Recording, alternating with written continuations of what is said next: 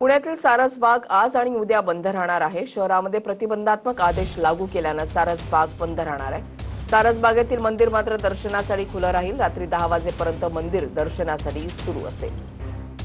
प्रदीप कापसे आमचे प्रतिनिधी या संदर्भातली अधिक माहिती देतील। प्रदीप,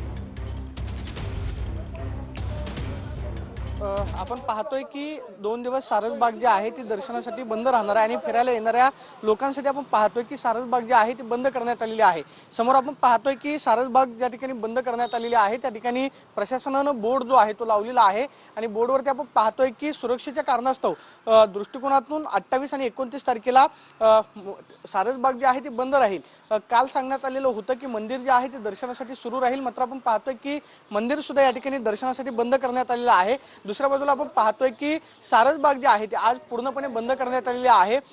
कालच पुण्याच्या महापौरांनी सांगितलेलं होतं की पुणे पोलिसांनी प्रतिबंधात्मक आदेश जे आहे ते लागू केलेले आहेत आणि प्रतिबंधात्मक आदेश लागू असल्या कारणामुळे मोठ्या संख्येनं लोक जे आहेत ते एकत्र येऊ शकत नाही। त्यामुळे 28 आणि 29 तारखेला सारसबाग जे आहे ती बंद राहील। सकाळी आपण पाहतोय की सारसबागेमध्ये फिरायला येणारे जे पुणेकर आहेत ते आपण पाहतोय की बाहेर फुटपाथवरती चालताना आपल्याला पाहायला मिळत आहेत। बाहेरूनच ते या ठिकाणी सारसबागेतल्या गणपती मंदिराचं दर्शन घेत आहेत, मात्र सारसबाग जे आहे ती पूर्णपणे सध्या बंद ठेवलेली आहे। सारसबाग पूर्णपणे बंद असणार आहे।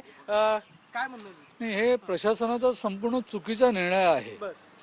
हे जे कोणी प्रशासनाने निर्णय घेतलाय त्यांना एक प्रश्न विचारायचा वाटतो की हिंदू सणाच्या दिवशी कोणाची हिंमत, कोणाचं धैर्य होईल का की मस्जिद बंद करता येईल?